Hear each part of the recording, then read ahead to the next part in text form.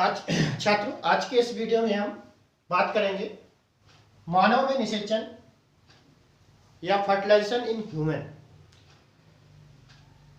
निषेचन के बारे में चर्चा करने से पहले हम आपको बता दें कि अपने इस चैनल के माध्यम से हम क्लास 12th की बायोलॉजी के विभिन्न टॉपिक्स को हम प्रस्तुत कर रहे हैं आपके सामने, ताकि आपकी अध्ययन की दृष्टि से ये टॉपिक्स सरल हो सकें। अगर वीडियो अच्छी लगती है, जानकारी अच्छी लगती है, तो चैनल को सब्सक्राइब करें, लाइक करें और बेल आइकन दबाएं, ताकि इस प्रकार की जानकारियों का नोटिफिकेशन आपको समय पर मिलता रहे। हम बात करते हैं मानव में निषेचन की। तो निषेचन कहलाता क्या है? इसके पहले भी हमने अपने वीडियो में बता चुके हैं कि निषेचन की क्रिया क्या होती है, लेकिन वो पौधों में चर्चा की थी हमने। सामान्य तौर पर निषेचन की जो क्रिया होती है उसमें शुक्राणु और अंडाणु का संलयन होता है।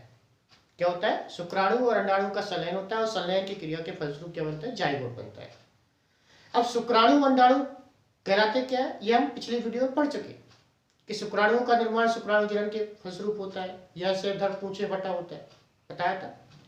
उसी प्रकार अंडाणु जनन की क्रिया में हम पढ़ चुके हैं कि अंडाणु क्या होते हैं। अंडाणु गोलाकार अंडाकार होते हैं। अंडाणुओं के निर्माण कहाँ होता है? अंडाशय में होता है। शुक्राणु का निर्माण वृषण में होता है।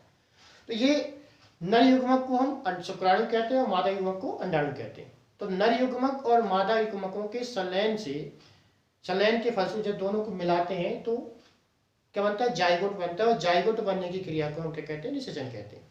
तो निषेचन की क्रिया होती कैसे वो देखेंगे समान तौर पे।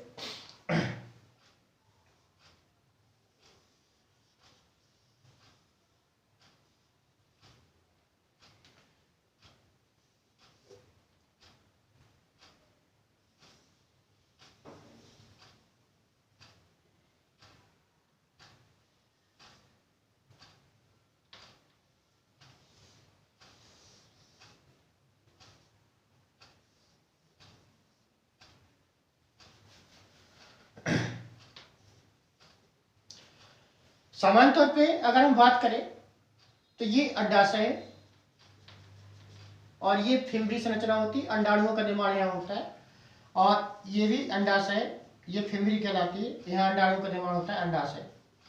ठीक है।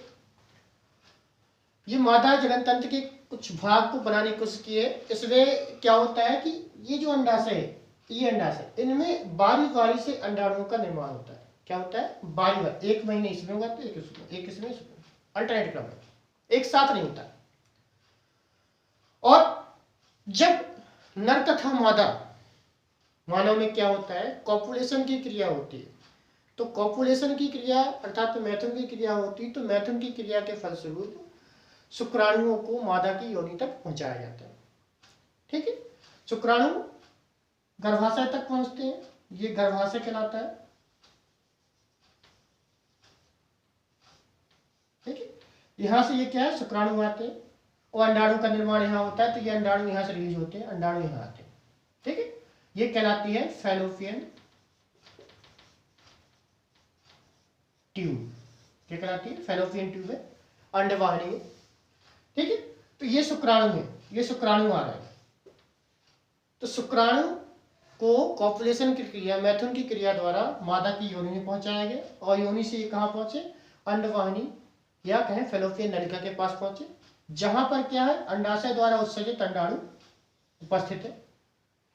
अब इस शुक्राणु में से बहुत सारे शुक्राणु में जो पहले पहुंचेगा उसका क्या हो जाएगा? इसके साथ संलयन हो जाएगा।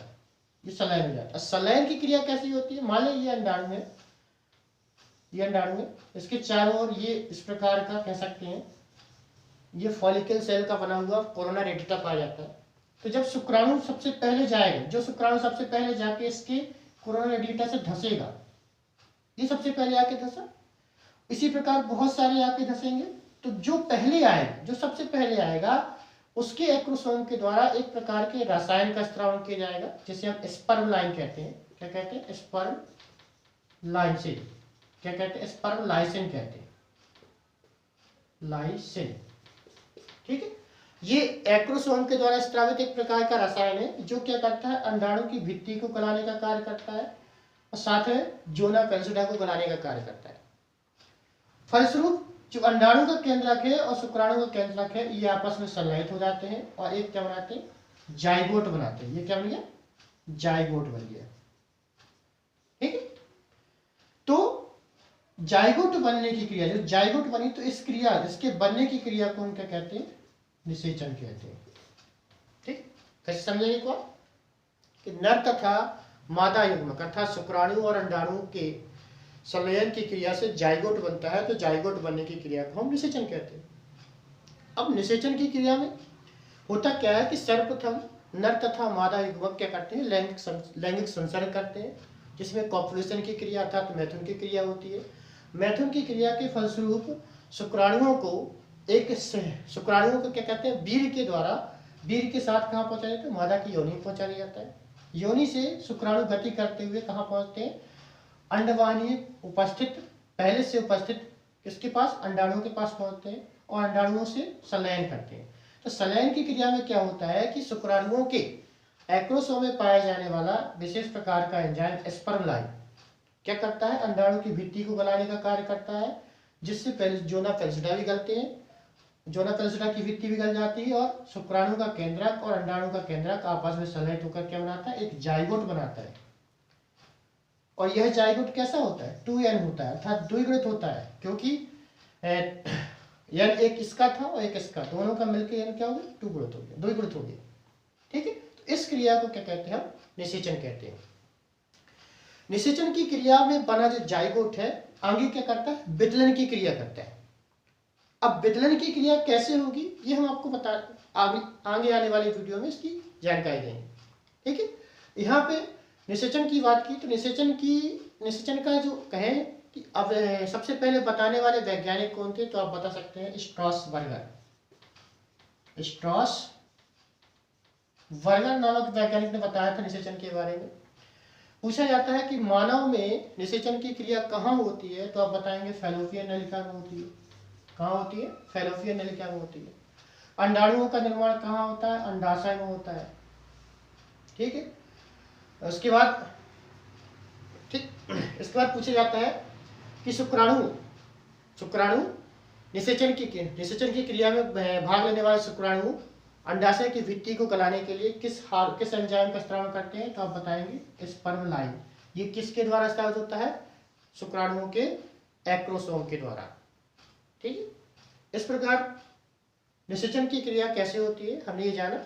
अगर वीडियो आपको पसंद आया तो वीडियो को लाइक करें, शेयर करें। इस प्रकार की जानकारी को साझा करने के लिए, प्राप्त करने के लिए चैनल को सब्सक्राइब करें और बेल आइकन दबाएं। धन्यवाद।